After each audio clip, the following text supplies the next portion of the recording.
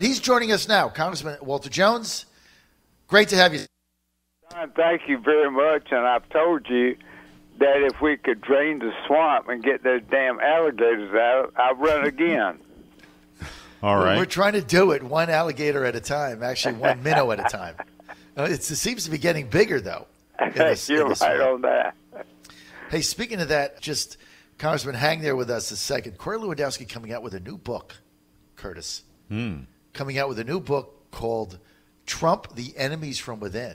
Oh. It's going to name all the names of the people in the White House who are undermining the president's agenda. It's going to be a blockbuster. Naming all the names. This is going to be a hunter's guide if you want to go after the swamp creatures. It'll be a swamp draining extravaganza. The swamp in the White House. How to. Okay, let's get right to it, Congressman Jones. I've got Curtis Ellis with us, and we got to get to a lot of issues here. Good morning, Congressman. I'll never forget giving you that lame duck award when you were... You mean the one we couldn't blow up? What was that? The duck? Explain that to our listeners. Well, Congressman Jones was leading the fight to make sure they didn't pass any kind of tax raises or fast track nonsense during the lame duck sessions. Always in these lame duck sessions of Congress that all the mischief gets done, and Congressman Jones was leading the fight to make sure that didn't happen. So we gave him an award, the Lame Duck Hunter Award. Gave him a duck call. One of those duck lures from the and a giant blow up duck was there in his office, 6 foot high, yellow rubber ducky, and that was that's the Lame Duck Award. John, to Curtis's point, what happened? They didn't bring a pump down to blow it up. It was 6 feet. He's right. So we had to run around Greenville at 10 o'clock at night trying to find the pump.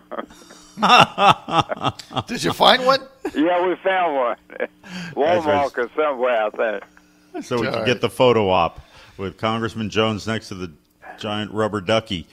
All right, so Congressman, I'm going to give Curtis Ellis the floor here for a second because he's got, and I want to get your reaction to this. He is saying that the Chinese, the Chi-Com government, through what they're doing with the tariffs is actually meddling in the U.S. midterm elections, and we want to get your reaction to that. Go ahead, Curtis. Yes, Congressman, you've been on President Trump's trade policies before there was a President Trump. You were there pointing out how these trade policies for the last couple of decades have just been devastating to the people of North Carolina and the people of America. Well, now President Trump's come along and he's finally confronting the Chinese on this stuff. And he's put in place tariffs. Now they've and his tariffs are targeted at products that have been illegally subsidized, where the government of China goes and builds a factory so that they can sell the products in that factory at pennies for the true cost, where they are doing all kinds of things that are illegal under recognized rules. Now, the Chinese have retaliated with their own tariffs, $60 billion worth of tariffs, something like that, $34 billion worth of tariffs. But what the Chinese have done, they haven't done any investigations to say, well, American soybeans are being subsidized and they're driving our Chinese farmers out of business. They're not saying any of this. They're saying, basically, we're going to put tariffs against American voters. We're going to find a way to mess with the elections. We're going to try to peel off the supporters of Donald Trump by hitting them with economic sanctions. I mean, this sounds to me like election meddling big time. Well, Curtis, I would agree to your theory that I wouldn't trust the Chinese any more than I trust the Russians. And so, therefore, the possibility of they trying to manipulate our elections, I would say you're probably right. I mean, they've been blatant about it, and you see all the newspapers keep reporting. Well, are the farmers, is agriculture, the pork farmers, right? Because the Chinese have put, and you got a lot of pork production going on there in North Carolina. So well, I tell you the truth, when I look at this debt, I want to ask you, Curtis. I didn't know you would be on with my dear friend John. But did y'all see the article last week that says U.S. Treasury plans to increase auction to fund looming $1 trillion deficit? Did you see that? Yeah. Okay. Give me your analysis of what is that saying about our growing deficit and debt, that we've got to produce these documents to sell to pay down the deficit. Is that not a scary time? Oh, well, certainly anytime I get a debt bill, I always pay off my credit cards every month because I don't like debt. But, I think that the fact of the matter is we've got to get our economic growth up. You know, it's only when that's how we've got to get federal spending under control. I tell you, we've got just huge amounts of wasteful government spending. We've got these you've seen it, Congressman. You go down Constitution Avenue or go down Independence Avenue, we've got these vast federal buildings just filled with people. I don't know what they're doing in there. They're just sitting around creating regulations every day. Yep.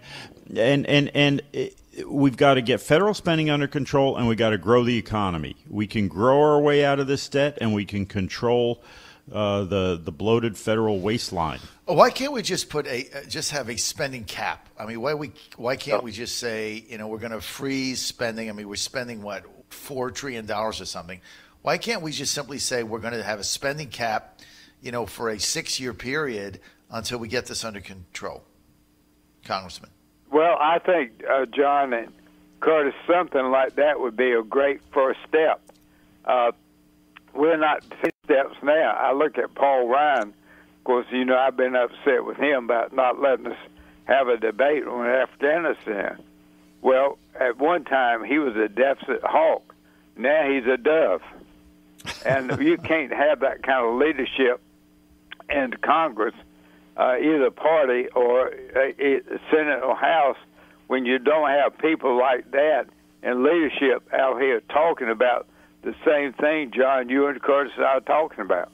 It's not in the front page. It's hardly in the economic sections of most paper now. Well, talking about the deficit is no longer a sexy thing. Simple as that. And with the military increased spending we've had, and like we're financing these wars. I mean, there's an article today, Curtis, that you were talking about.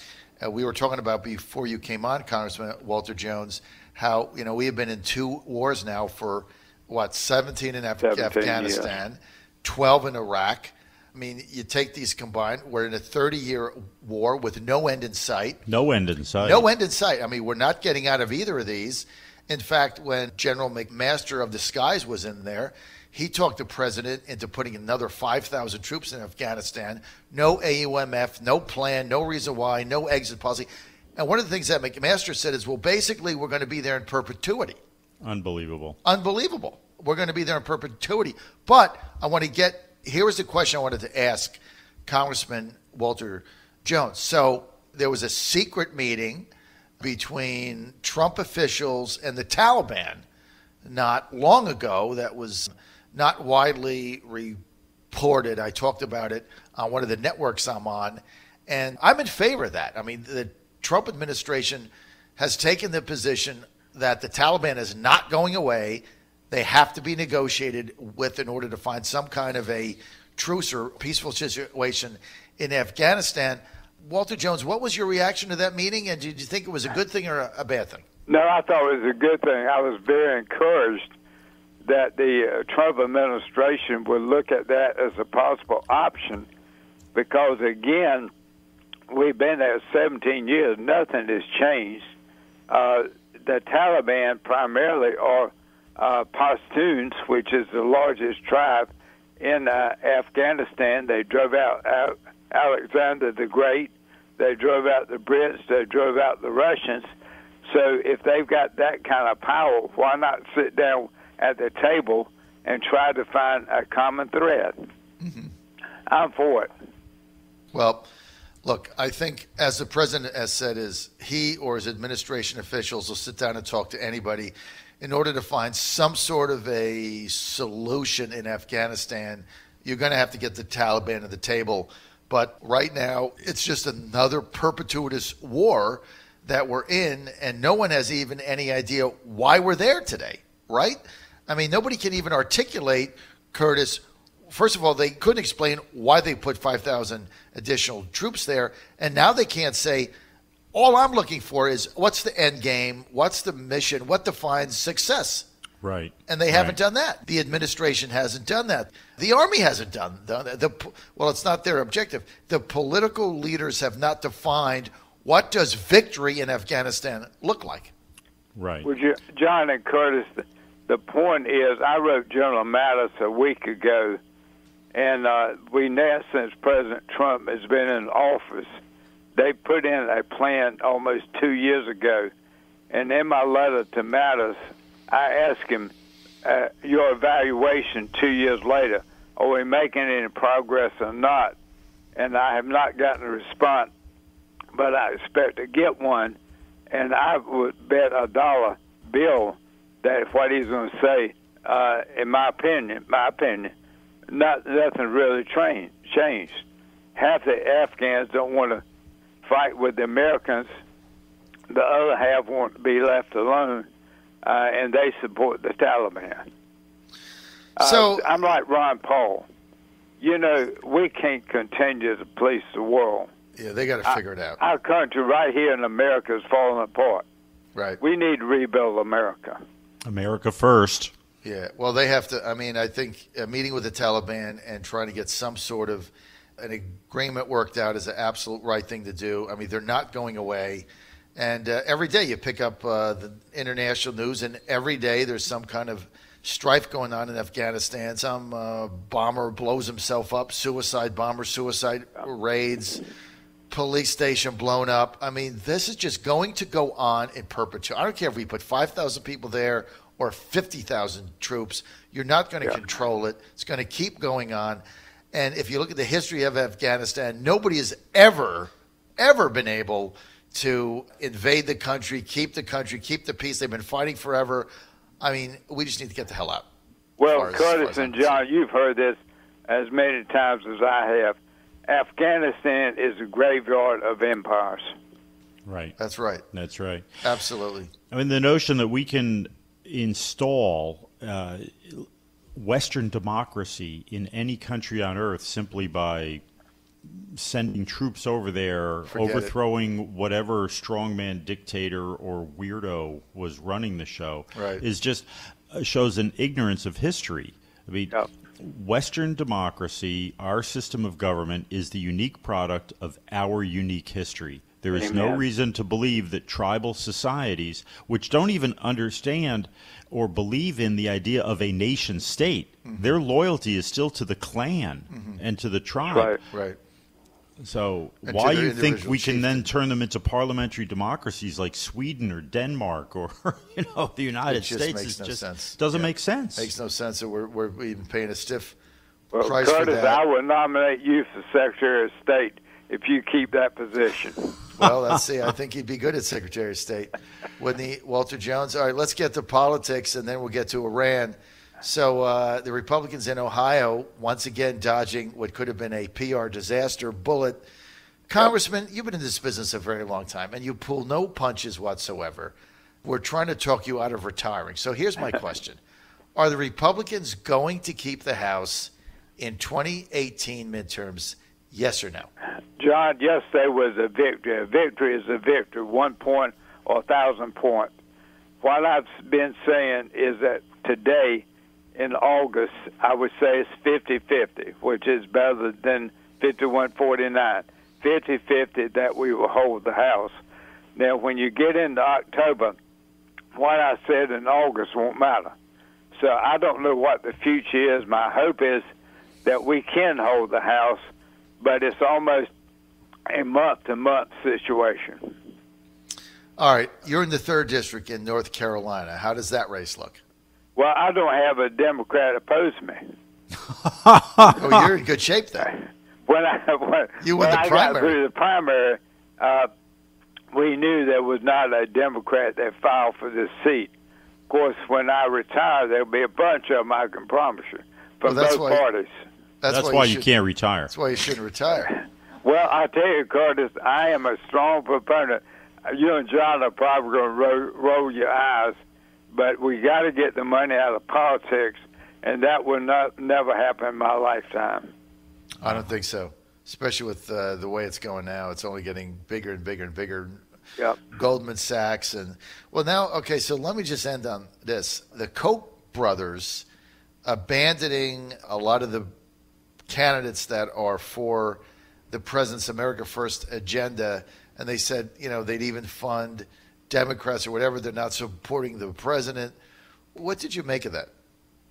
Well, Curtis, you go first, because I tell you the truth, I was surprised when I read that, and you probably have more insight than I do, truthfully.